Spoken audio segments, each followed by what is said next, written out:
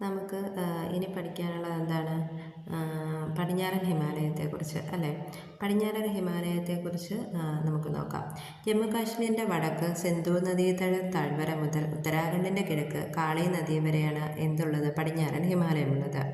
കാശ്മീർ ഹിമാലയം, ഹിമാചൽ ഹിമാലയം, ഉത്തരാഖണ്ഡ് ഹിമാലയം എന്നിങ്ങനെ മൂന്നായി നമുക്ക് പടിഞ്ഞാറൻ ഹിമാലയത്തെ തിരിക്കാം. ആദ്യത്തെ കാശ്മീർ ഹിമാലയത്തെക്കുറിച്ച് ടെസ്റ്റിൽ എന്താ പറഞ്ഞേക്കുന്നതെന്ന് നോക്കാം. ജമ്മു കാശ്മീർ ലഡാക്ക് പ്രദേശത്ത് ഏകദേശം 3.5 ലക്ഷം ചതുരശ്ര കിലോമീറ്ററാണ് കാശ്മീർ ഹിമാലയം വ്യാപിച്ചു കിടക്കുന്നത്. 700 കിലോമീറ്റർ നീളവും 500 കിലോമീറ്റർ വീതിയും കാശ്മീർ ഹിമാലയത്തിന് ഉണ്ട്. ഇനിയോ അവിടുത്തെ പർവ്വതനിരകളാണ് കാരക്കോറം, ലഡാക്ക്, പീർ പഞ്ചൽ തുടങ്ങിയവ. ലോകത്തിലെ രണ്ടാമത്തെ ഉയരമേറിയ കൊടുമുടിയായ മൗണ്ട് കേറ്റു അഥവാ ഗോഡ്വിൻ ഓസ്റ്റിനും എവിടെയാണ്? കാരക്കോറം നിരകളിലാണ്. ഇതിൻ്റെ ഉയരം എത്രയാണ്? 8611 മീറ്റർ ആണെന്ന് ടെസ്റ്റിൽ എടുത്ത് പറയുന്നുണ്ട്. എന്തൊക്കെയാണ് നമ്മൾ പറഞ്ഞത്? 700 കിലോമീറ്റർ നീളവും 500 കിലോമീറ്റർ വീതിയുമുള്ള കാശ്മീർ ഹിമാലയം 3.5 ലക്ഷം ചതുരശ്ര കിലോമീറ്ററാണ് വ്യാപിച്ചു കിടക്കുന്നത്. കാരക്കോറം, ലഡാക്ക്, സസ്കർ, പീർ പഞ്ചൽ തുടങ്ങിയ പർവ്വതനിരകളും മൗണ്ട് കേറ്റു കൊടുമുടിയും സ്ഥിതി ചെയ്യുന്നു. ഇനി ഇവിടുത്തെ പ്രധാനപ്പെട്ട ഹിമാനികളാണ് സിയാച്ചിനും ബൊൾട്ടാരോയും. ഈ ഹിമാനിയിലെ സിയാച്ചിൻ ഹിമാനിയെക്കുറിച്ച് ടെസ്റ്റിലൊരു കോട്ടുണ്ട്. ലോകത്തിലെ ഏറ്റവും ഉയരത്തിൽ സ്ഥിതി ചെയ്യുന്ന യുദ്ധഭൂമി എന്ന് സിയാച്ചിൻ ഹിമാനിയെ വിശേഷിപ്പിക്കുന്നു. ലോകത്തിലെ ഏറ്റവും ഉയരമുള്ള ഹിമാനി ആരാണ്? ലോകത്തിലെ ഏറ്റവും ഉയരമുള്ള യുദ്ധഭൂമി ഏതാണ്? സിയാച്ചിൻ ഹിമാനിയാണ്. ഓക്കെ, ഇനി ഛലം, ചിനാബ്, രവി തുടങ്ങിയ സിന്ധു നദിയും, സിന്ധുവിൻ്റെ പോഷക നദിയാണല്ലോ രവി, ഛലം, ചിനാബ്, ഇവരും ഉൾപ്പെടുന്നതാണ് ഇവിടുത്തെ കാശ്മീർ ഹിമാലയത്തിലെ നദികൾ. പീർപഞ്ചൽ പർവ്വതനിരയ്ക്ക് കുറുകെയുള്ള ചുരമാണ് ബനിഹാൽ ചുരം. ഈ ബനിഹാൽ ചുരമാണ് ജമ്മുവിനെ കാശ്മീരുമായി ബന്ധിപ്പിക്കുന്നത്. ഈ ബനിഹാൽ ചുരം എവിടെയാണ്? കാശ്മീർ ഹിമാലയത്തിലെ പ്രധാനപ്പെട്ട ഒരു ചുരമാണ്. അപ്പോൾ ഇവിടുത്തെ ശുദ്ധജല തടാകമാണ് ദാൽ തടാകം. ദാൽ തടാകം ശ്രീനഗർ പട്ടണം തീരം സ്ഥിതി ചെയ്യുന്നത് എവിടെയാണ്? ഈ ദാൽ തടാകത്തിൻ്റെ തീരത്താണ്. ഈ ദാൽ തടാകത്തിലാണ് നമുക്ക് ഷിക്കാര തോണികളും ഫ്ലോട്ടിംഗ് മാർക്കറ്റുകളും കാണാൻ സാധിക്കുന്നത്. ഷിക്കാര തോണികൾ കാണപ്പെടുന്നത് ദാൽ തടാകത്തിലാണ്. ശ്രീനഗർ പട്ടണവും ദാൽ തടാകത്തിൻ്റെ തീരത്ത്. ഇത്രയാണ് നമുക്ക് എന്തിനെക്കുറിച്ച് പഠിക്കാനുള്ളത്? കാശ്മീർ ഹിമാലയത്തെക്കുറിച്ച് പഠിക്കാനുള്ളത്. ഇനി കാശ്മീർ ഹിമാലയത്തിൻ്റെ പ്രധാനപ്പെട്ട ഒരു പുൽമേടിനെ കുറിച്ച് ടെസ്റ്റിൽ വിവരിക്കുന്നുണ്ട്. അതാണ് മർഗുകൾ. മർഗുകൾ എന്താണ്? ഈ കാശ്മീർ ഹിമാലയത്തിൻ്റെ പർവ്വതച്ചെരിവുകളിൽ വേനൽക്കാലങ്ങളിൽ പുൽമേടുകൾ രൂപപ്പെടാറുണ്ട്. ഇതാണ് മർഗുകൾ. ഇത് ശൈത്യകാലം ആകുമ്പോഴേക്കും മഞ്ഞ് മൂടപ്പെടും. അപ്പോൾ ഇതെന്തിനാണ്? വിനോദസഞ്ചാരത്തിന് സ്കീയിങ്ങിനായിട്ട് ഉപയോഗിക്കുന്നു. ഈ മർഗുകൾക്ക് ഉദാഹരണമാണ് സോൺമർഗും ഗുൽമർഗും. സോൺമർഗും ഗുൽമർഗും കാശ്മീർ ഹിമാലയത്തിലെ മർഗുകൾക്ക് ഉദാഹരണമാണ്. അപ്പോൾ കാശ്മീർ ഹിമാലയം എന്താണെന്ന് മനസ്സിലായല്ലോ. ഇനി നമുക്ക് ഹിമാചൽ ഹിമാലയം എന്താണെന്ന് നോക്കാം. രണ്ടാമത്തെ പോർഷനായ ഹിമാചൽ ഹിമാലയം. ഹിമാചൽ ഹിമാലയം എന്താണ്? പ്രധാനമായും ഹിമാചൽ പ്രദേശ് സംസ്ഥാനമാണ് ഹിമാചൽ ഹിമാലയം ഉൾക്കൊള്ളുന്നത്. ചിനാബ്, രവി, ബിയാസ് തുടങ്ങിയ നദികളാണ് ഹിമാചൽ ഹിമാലയത്തിലെ പ്രധാനപ്പെട്ട നദികൾ. ഇനി അവിടുത്തെ പർവ്വത പ്രദേശം ഏതാണെന്ന് വെച്ചാൽ, അല്ലെങ്കിൽ പർവ്വതനിരകൾ ഏതാണെന്ന് വെച്ചാൽ ദൗളധാറും പീർ പഞ്ചലുമാണ് ടെസ്റ്റിൽ കൊടുത്തേക്കുന്ന ഹിമാചൽ ഹിമാലയത്തിലെ പ്രധാനപ്പെട്ട പർവ്വതങ്ങൾ. ഇവിടുത്തെ ശുദ്ധജല തടാകങ്ങളാണ് ചന്ദ്രതാലും സൂരജ് താലും. ചന്ദ്രതാലും സൂരജ് താലും ശുദ്ധജല തടാകങ്ങളാണ്. ഹിമാചൽ പ്രദേശിനെ ലഡാക്കുമായി ബന്ധിപ്പിക്കുന്ന ചുരമാണ് ബാരാലാച്ച ചുരം. അതുപോലെ തന്നെ റോഹ്താങ് ചുരവും ഇവിടുത്തെ പ്രധാനപ്പെട്ട 2 ചുരങ്ങളാണ്. ബാരാലാച്ച ചുരവും റോഹ്താങ് ചുരവും. റോഹ്താങ് ചുരം കുളു താഴ്വരയെ ലാഹുൽ സ്പിതി താഴ്വരകളുമായി ബന്ധിപ്പിക്കുന്നു. ബാരാലാച്ചയോ ഹിമാചൽ പ്രദേശിനെ ലഡാക്കുമായും ബന്ധിപ്പിക്കുന്നു. ഇനി നമുക്ക് പഠിക്കാനുള്ളത് ഇവിടുത്തെ പ്രധാനപ്പെട്ട ചൂട് നീരുറവകളെക്കുറിച്ചാണ്. എന്താണ് ചൂട് നീരുറവകളെന്ന് ടെസ്റ്റിൽ വ്യക്തമായി പറയുന്നുണ്ട്. മഴവെള്ളം ഭൂമിക്കടിയിലേക്ക് ഊർന്നിറങ്ങുന്ന സന്ദർഭങ്ങളിൽ ഈ മഴവെള്ളം ഊർന്നിറങ്ങുന്ന സ്ഥലം പർവ്വത രൂപീകരണ പ്രദേശമാണെങ്കിൽ അവിടെ എന്ത് സംഭവിക്കും? അവിടുത്തെ ഭൗമോപരിതലത്തിനടിയിലെ ശിലാപളികൾ ചൂട് പിടിക്കും. അങ്ങനെ ചൂട് പിടിക്കുമ്പോൾ അത് എന്തിനേയും കൂടെ ഭൂഗർഭജലത്തെയും കൂടെ ചൂട് പിടിപ്പിക്കാൻ തുടങ്ങും. അങ്ങനെ ഈ ഭൂഗർഭജലം ഉറവകളായിട്ട് എന്ത് ചെയ്യും, ഭൗമോപരിതലത്തിലേക്ക് വരുവാൻ തുടങ്ങും. ഈ ഉറവകളാണ് ചൂട് നീരുറവകൾ എന്ന് വിളിക്കുന്നത്. പ്രധാനപ്പെട്ട ചൂട് നീരുറവകൾ ഹിമാലയത്തിലെ പ്രധാന ചൂട് നീരുറവകളാണ് സുബ്ര താഴ്വരയും മണികരണം ഖീർഗംഗയും. സുബ്ര താഴ്വര, മണികരൺ, ഖീർഗംഗ എന്നിവ ചൂട് നീരുറവകളാണ്. എവിടുത്തെ ഹിമാലയത്തിലെ ഈ ഭൗമതാപോർജ്ജം ഉപയോഗിച്ച് എന്ത് ചെയ്യുന്നുണ്ട്, വൈദ്യുതി ഉൽപ്പാദനവും നടത്തുന്നുണ്ട്. അങ്ങനെ പ്രധാനപ്പെട്ട വൈദ്യുതി ഉൽപ്പാദനം നടത്തുന്ന ചൂട് നീരുറവയാണ് മണികരൺ. ഹിമാചൽ പ്രദേശിലെ മണികരനാണ് വൈദ്യുതി ഉൽപ്പാദനം നടത്തുന്ന ചൂട് നീരുറവ. ഇനി നമുക്ക് ഉത്തരാഖണ്ഡ് ഹിമാലയത്തെക്കുറിച്ചാണ് ടെസ്റ്റിൽ കൊടുത്തേക്കുന്നത്. മൂന്നാമത്തേതായിട്ടുള്ള ഉത്തരാഖണ്ഡ് ഹിമാലയം. സത്ലജ് നദി മുതൽ കാളി നദി വരെ ആണ് എന്ത് സ്ഥിതി ചെയ്യുന്നത്, ഉത്തരാഖണ്ഡ് ഹിമാലയം സ്ഥിതി ചെയ്യുന്നത്. ഇതിൻ്റെ പടിഞ്ഞാറ് ഭാഗം ഗഡ്വാൾ ഹിമാലയം എന്നും കിഴക്കൻ ഭാഗം കുമവൂൺ ഹിമാലയം എന്നും അറിയപ്പെടുന്നു. പടിഞ്ഞാറ് എന്താണ്, ഗഡ്വാൾ ഹിമാലയവും, കിഴക്കെന്താണ്, കുമവൂൺ ഹിമാലയവും. നന്ദാദേവി, കാമെറ്റ്, ബദരിനാഥ്, കേദാർനാഥ് തുടങ്ങിയവയാണ് ഉയരമേറിയ കൊടുമുടികൾ ഉത്തരാഖണ്ഡ് ഹിമാലയത്തിൽ സ്ഥിതി ചെയ്യുന്നു. നന്ദാദേവി, കാമെറ്റ്, ബദരിനാഥ്, കേദാർനാഥ് തുടങ്ങിയ കൊടുമുടികൾ ഉത്തരാഖണ്ഡ് ഹിമാലയത്തിൻ്റെ ഭാഗമാണ്. ഗംഗ, യമുന എന്നീ നദികളും ഗംഗോത്രി, യമുനോത്രി തുടങ്ങിയ ഹിമാനികളും എവിടെ കാണപ്പെടുന്നു, ഉത്തരാഖണ്ഡ് ഹിമാലയത്തിൽ. ഗംഗയും യമുനയുമാണ് പ്രധാനപ്പെട്ട നദികൾ. അതേപോലെ തന്നെ ഇവിടുത്തെ രണ്ട് ഹിമാനികൾ ഏതൊക്കെയാണ്, ഗംഗോത്രിയും യമുനോത്രിയും. ഇനി ഇതുകൂടാണ്ട് ശുദ്ധജല തടാകങ്ങൾ ഉത്തരാഖണ്ഡ് ഹിമാലയത്തിൻ്റെ ഭാഗമായുണ്ട്. അതാണ് നൈനിത്താലും ഭീന്താലും. നൈനിത്താലും ഭീന്താലും എവിടുത്തെ ശുദ്ധജല തടാകങ്ങളാണ്, ഉത്തരാഖണ്ഡ് ഹിമാലയത്തിൻ്റെ ശുദ്ധജല തടാകങ്ങളാണ്.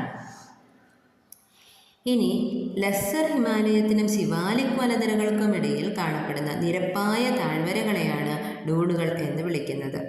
പ്രധാനപ്പെട്ട ഡൂണാണ് ഉത്തരാഖണ്ഡ് സംസ്ഥാനത്തിലെ ദറാദൂൺ. ഇവിടങ്ങളിൽ ഉയർന്ന പർവ്വതച്ചെരുവുകളിൽ കാണപ്പെടുന്ന പുൽമേടുകൾ, വേനൽക്കാല പുൽമേടുകളുണ്ട്. ഇവരാണ് ബുഗ്യാലുകൾ. അപ്പോൾ ഇവിടെയും വേനൽക്കാല പുൽമേടുകൾ കാണപ്പെടുന്നുണ്ട്. എന്താണ്, ബുഗ്യാൽ. ഇത് മഞ്ഞ് മൂടപ്പെട്ട് കഴിഞ്ഞ് കഴിഞ്ഞാൽ വിനോദസഞ്ചാരത്തിനായിട്ടും ഉപയോഗപ്പെടുത്തുന്നുണ്ട്. ദയാര ബുഗ്യാലും ഗോർസോൺ ബുഗ്യാലും ഇതിന് ഉദാഹരണമാണ്. എവിടെ, ഉത്തരാഖണ്ഡ് ഹിമാലയത്തിലെ ബുഗ്യാലുകൾക്ക് ഉദാഹരണമാണ്. ഇനി ടെസ്റ്റിലെ പ്രധാനപ്പെട്ട ഒരു പോയിൻ്റ് എന്താണെന്ന് വെച്ചാൽ ട്രാൻസ് എന്താണെന്ന് കൊടുത്തിട്ടുണ്ട്. എന്താണ് ട്രാൻസ് ഹ്യൂമൻസ്? നമ്മളിപ്പോൾ പറഞ്ഞ ഈ ബുഗ്യാലിൽ വേനൽക്കാലത്ത് നല്ല പച്ചപ്പ് നിറഞ്ഞതായിരിക്കും. അപ്പോൾ എന്ത് ഈ ആട്ടിടയന്മാർ അവിടെ ആട്ടിനെ വളർത്താൻ വേണ്ടിയിട്ട് ചെറിയ പാർപ്പിടങ്ങൾ ഒരുക്കി താൽക്കാലികമായി താമസിക്കും. എന്നാൽ മഞ്ഞ് മൂടപ്പെടുന്ന സമയത്ത് എന്ത് ചെയ്യപ്പെടും, ഈ ആട്ടിടയന്മാർ താഴ്വരകളിലേക്ക് താമസം മാറ്റും. ഇത്തരത്തിലുള്ള കാലിക ദേശാടനത്തെയാണ് ട്രാൻസ്ഹ്യൂമൻസ് എന്ന് വിളിക്കുന്നത്. ട്രാൻസ്ഹ്യൂമൻസ് എന്താണെന്ന് മനസ്സിലായല്ലോ, കാലികമായ ദേശാടനം. ആരുടെ, ഈ വളർത്തുമൃഗങ്ങളെ പരിപാലിക്കുന്ന ആളുകളുടെ അല്ലെങ്കിൽ ആട്ടിടയന്മാരുടെ താൽക്കാലിക ദേശാടനത്തെയാണ്, കാലിക ദേശാടനത്തെയാണ് ട്രാൻസ്ഹ്യൂമൻസ് എന്ന് വിളിക്കുന്നത്. ഇനി എന്താണ് മധ്യ ഹിമാലയം? കാളി നദി മുതൽ ടീസ്റ്റ നദി വരെയാണ് മധ്യ ഹിമാലയം ഉള്ളത്. മധ്യ ഹിമാലയത്തിൻ്റെ പടിഞ്ഞാറൻ സിക്കിം, ഡാർജിലിംഗ് പ്രദേശങ്ങൾ മാത്രമാണ് ഇന്ത്യയിൽ ഉൾപ്പെടുന്നത്. അപ്പോൾ വളരെ കുറച്ച് പ്രദേശം മാത്രമേ മധ്യ ഹിമാലയം ഇന്ത്യയിൽ ഉൾപ്പെടുന്നുള്ളൂ. അത് സിക്കിം, ഡാർജിലിംഗ് തുടങ്ങിയ പ്രദേശങ്ങൾ മാത്രമാണ്. ഇനിയോ നമ്മുടെ മൗണ്ട് എവറസ്റ്റ് മധ്യ ഹിമാലയത്തിൻ്റെ ഭാഗമാണ്. നേപ്പാളിലാണ് മൗണ്ട് എവറസ്റ്റ്. അതുപോലെ തന്നെ കാഞ്ചൻഗംഗ പർവ്വതം ഇന്ത്യയുടെയും ചൈനയുടെയും അതിർത്തിയിൽ സ്ഥിതി ചെയ്യുന്ന പർവ്വതമാണ്. നാഥുല ചുരവും ഈ പ്രദേശത്ത് സ്ഥിതി ചെയ്യുന്നു. എവിടെയാണ് നാഥുല ചുരം? നാഥുല ചുരവും എവിടെ കാണപ്പെടുന്നു? മധ്യ ഹിമാലയത്തിൻ്റെ ഭാഗമായി കാണപ്പെടുന്നു. തേയില കൃഷിക്ക് ഏറ്റവും അനുയോജ്യമായ മണ്ണാണ് മധ്യ ഹിമാലയത്തിലെ ഡാർജിലിംഗ് മേഖലയിലുള്ളത്. അപ്പോൾ ഡാർജിലിംഗ് സ്ഥലം തേയില കൃഷിക്ക് അന്താരാഷ്ട്ര പ്രചാരം നേടിയിട്ടുണ്ട്. ഇനി കിഴക്കൻ ഹിമാലയം. എന്താണ് കിഴക്കൻ ഹിമാലയം? കിഴക്കൻ ഹിമാലയം പടിഞ്ഞാറൻ ഹിമാലയത്തെ അപേക്ഷിച്ച് ഉയരം കുറഞ്ഞ മലനിരകളാണ് കിഴക്കൻ ഹിമാലയത്തിൻ്റെ ഭാഗമായുള്ളത്. ടീസ്റ്റ നദി മുതൽ കിഴക്ക് ബ്രഹ്മപുത്ര നദി വരെയാണ് കാണപ്പെടുന്നത്. അസം ഹിമാലയം എന്നും കിഴക്കൻ ഹിമാലയത്തെ അറിയപ്പെടുന്നു. ഇവിടുത്തെ പ്രധാനപ്പെട്ട കൊടുമുടിയാണ് നംചപർവ. കിഴക്കൻ ഹിമാലയത്തിലെ പ്രധാന കൊടുമുടി ഏതാണ്? അത് നംചപർവയാണ്. നംചപർവയുടെ ഉയരം ടെസ്റ്റിൽ കൊടുത്തിട്ടുണ്ട് 7756 മീറ്ററാണ്. 7756 മീറ്ററാണ് നംചപർവയ്ക്ക് ഉള്ളത്. ബ്രഹ്മപുത്ര, കാമങ്, ലോഹിത്, സുബൻസിരി എന്നിവയാണ് നദികൾ. കിഴക്കൻ ഹിമാലയത്തിൻ്റെ ഭാഗമായുള്ള നദികൾ ഏതൊക്കെയാണ്? ബ്രഹ്മപുത്ര, കാമങ്, ലോഹിത്, സുബൻസിരി. അരുണാചൽ പ്രദേശിനെ ടിബറ്റുമായി ബന്ധിപ്പിക്കുന്ന ബോഡില ചുരവും അതുപോലെ തന്നെ അരുണാചൽ പ്രദേശിനെ മ്യാൻമറുമായി ബന്ധിപ്പിക്കുന്ന ദിഫു ചുരവും കിഴക്കൻ ഹിമാലയത്തിൻ്റെ ഭാഗമായുള്ള ചുരങ്ങളാണ്. അരുണാചൽ പ്രദേശിനെ ടിബറ്റിലെ ലാസയുമായി ബന്ധിപ്പിക്കുന്ന ആരാണ്? ബോഡില ചുരം. അതുപോലെ തന്നെ അരുണാചൽ പ്രദേശിനെ മ്യാൻമറുമായി ബന്ധിപ്പിക്കുന്ന ആരാണ്? ദിഫു ചുരം. ഓക്കെയാണേ. ഇനി പൂർവാചൽ കുന്നുകൾ എന്താണെന്ന് നോക്കാം. അരുണാചൽ പ്രദേശ് മുതൽ മിസോറാം വരെ താരതമ്യേന ഉയരം കുറഞ്ഞ കുന്നുകളെയാണ് നമ്മൾ പൂർവാചൽ കുന്നുകൾ എന്ന് വിളിക്കുന്നത്. 500 മുതൽ 3000 മീറ്റർ വരെ പൂർവാചൽ കുന്നുകൾ കാണപ്പെടുന്നുണ്ട്. എത്രയാണ്? 500 മുതൽ 3000 മീറ്റർ വരെ. പട്കായി ബാം, നാഗ കുന്നുകൾ, മീസോ കുന്നുകൾ, മണിപ്പൂർ കുന്നുകൾ എന്നിവ പൂർവാചൽ കുന്നുകളുടെ ഭാഗമാണ്. പട്കായി ബൂം, നാഗ കുന്നുകൾ, മീസോ കുന്നുകൾ, മണിപ്പൂർ കുന്നുകൾ എന്നിവ എന്തിൻ്റെ ഭാഗമാണ്? പൂർവാചൽ കുന്നുകളുടെ ഭാഗമാണ്. ചിറാപുഞ്ചി, മൗസിൻഡ്രം എന്നീ പ്രദേശങ്ങൾ ഏറ്റവും കൂടുതൽ മഴ ലഭിക്കുന്ന പ്രദേശങ്ങളാണ്. അത് എവിടെയാണ്? പൂർവാചൽ കുന്നുകളുടെ ഭാഗമായ ചിറാപുഞ്ചി, മൗസിൻഡ്രം എന്നീ പ്രദേശങ്ങളിലാണ് ഏറ്റവും കൂടുതൽ മഴ ലഭിക്കുന്നത്. അതുപോലെ തന്നെ ടെസ്റ്റിൽ ചെറിയൊരു പിക്ചർ കൊടുത്തിട്ടുണ്ട്. വേര് കൊണ്ടുള്ള പാലം. ആ വേര് കൊണ്ടുള്ള പാലം ഏതിൻ്റെ ഭാഗമാണ്? മേഘാലയയിലെ ഒരു പാലം. അതായത് പാലം നിർമ്മിച്ചിരിക്കുന്നത് വേരുകൾ കൊണ്ട്, മരങ്ങളുടെ വേരുകൾ കൊണ്ടാണ് ഈ പാലം നിർമ്മിച്ചിരിക്കുന്നത്. അതെവിടെയാണ്? മേഘാലയയിലാണ്. ഇനി കേബിൾ ലംജാവോ ചലിക്കുന്ന ദേശീയോദ്യാനം എന്ന് പറഞ്ഞൊരു പോയിന്റ് നമ്മുടെ ടെസ്റ്റിൽ കൊടുത്തിട്ടുണ്ട്. അതിൽ നോക്കാം നമുക്ക്. വടക്ക് കിഴക്കൻ ഇന്ത്യയിലെ ഏറ്റവും വലിയ ശുദ്ധജല തടാകമാണ് ലോക്തക്കിലെ മണിപ്പൂർ ലോക്തക്കിലെ കേബിൾ ലംജാവോ ദേശീയോദ്യാനം. ഇതെന്താണ്? വടക്കു കിഴക്കൻ ഇന്ത്യയിലെ ഏറ്റവും വലിയ ശുദ്ധജല തടാകം. പൊങ്ങിക്കിടക്കുന്ന സസ്യാവശിഷ്ടങ്ങളും മണ്ണും ചേർന്ന് രൂപപ്പെടുന്ന തുരുത്തുകളാണ് പുംഡികൾ. അപ്പോൾ ഈ ദേശീയോദ്യാനത്തിൻ്റെ ഒരു പ്രത്യേകതയാണ് പുംഡി. എന്താണ് പുംഡി? പൊങ്ങിക്കിടക്കുന്ന സസ്യാവശിഷ്ടങ്ങളും മണ്ണും ചേർന്ന് രൂപപ്പെടുന്ന തുരുത്തുകളാണ് പുംഡികൾ.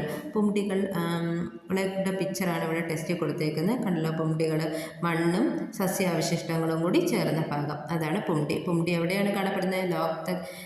മണിപ്പൂർ ലോക്തക്കിലെ കേബിൾ ലംജാവോ ദേശീയോദ്യാനത്തിൻ്റെ ഒരു പ്രത്യേകതയാണ്.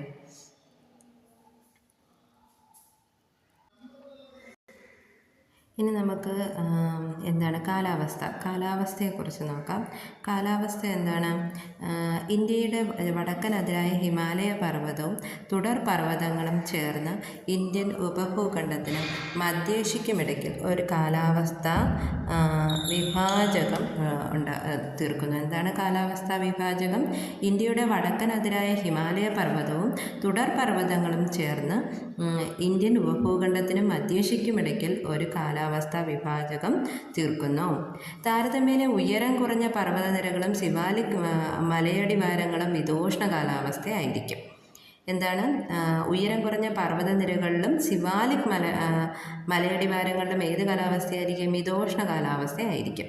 പർവ്വത ഭാഗങ്ങൾ കുറഞ്ഞ താപനിലയായാൽ ശൈത്യ കാലാവസ്ഥയും ആയിരിക്കും. നമുക്ക് മനസ്സിലായല്ലോ. ഇനി അടുത്തൊരു പോയിന്റ് നോക്കാം. ബംഗാൾ ഉൾക്കടലിൽ നിന്നും വീശുന്ന മൺസൂൺ കാറ്റുകളുണ്ടല്ലോ. ബംഗാൾ ഉൾക്കടലിൽ നിന്ന് വീശുന്ന മൺസൂൺ കാറ്റുകളാണ് മേഘാലയ പീഠഭൂമിയിൽ ഉയർന്ന തോതിൽ മഴ ലഭിക്കുന്നത്. മേഘാലയ പീഠഭൂമിയിൽ ഉയർന്ന തോതിൽ മഴ ലഭിക്കാൻ കാരണം എന്താണ്? ബംഗാൾ ഉൾക്കടലിൽ നിന്നും വീശുന്ന മൺസൂൺ കാറ്റുകൾ. ഇനി നദീവ്യവസ്ഥ. സിന്ധു, ഗംഗ, ബ്രഹ്മപുത്ര തുടങ്ങിയ ഹിമാലയൻ നദികൾ അവരുടെ പ്രത്യേകത എന്താണ്? അവരാണ് വീരൂപ താഴ്വരകൾ, ഗിരികന്ധരങ്ങൾ, വെള്ളച്ചാട്ടങ്ങൾ എന്നിവ സൃഷ്ടിക്കാൻ പ്രധാനപ്പെട്ട നദികൾ ആരാണ്? സിന്ധു, ഗംഗ, ബ്രഹ്മപുത്ര തുടങ്ങിയ ഹിമാലയൻ നദികൾ. അത് ടെസ്റ്റിൽ വ്യക്തമാക്കിയിട്ടുണ്ട്. ഇനി നമുക്ക് അടുത്തത് നോക്കാം.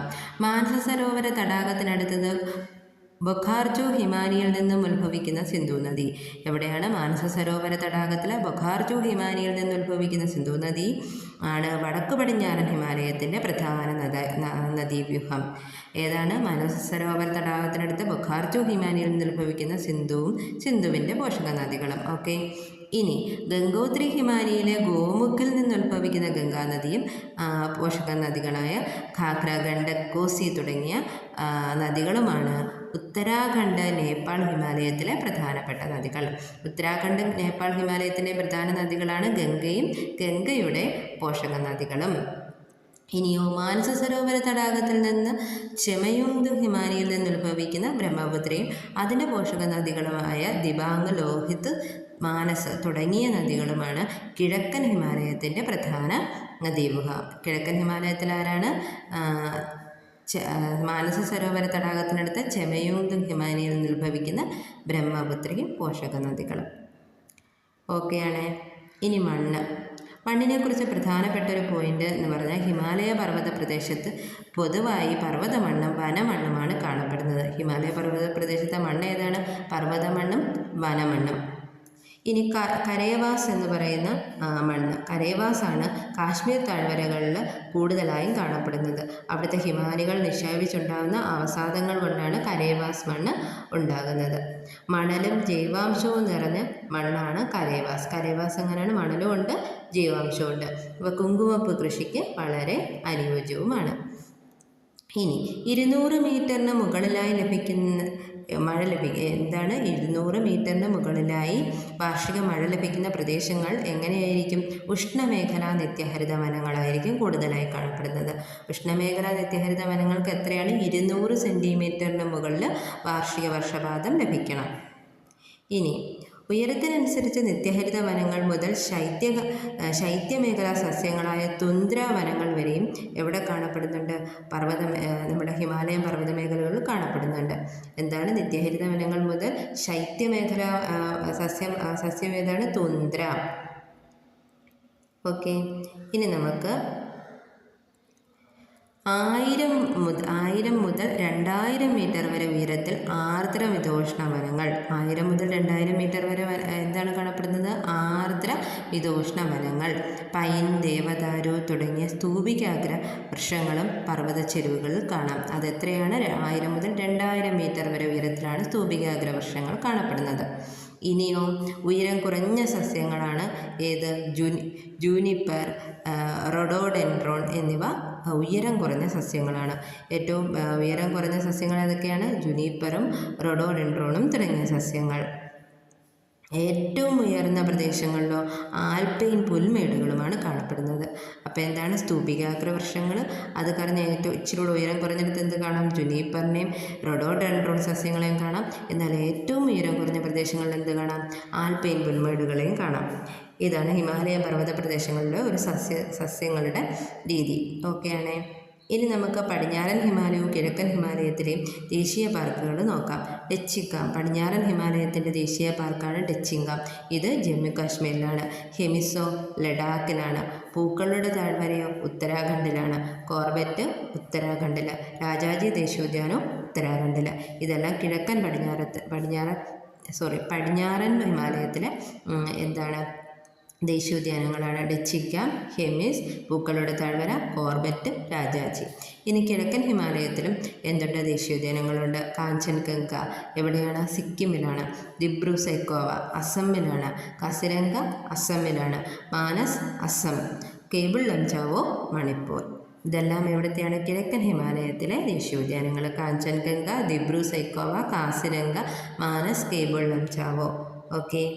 ഇനി കൃഷിയിലേക്ക് ചെന്നാൽ പർവ്വത പ്രദേശങ്ങളിൽ കൃഷി താരതമ്യേന എന്താണ്?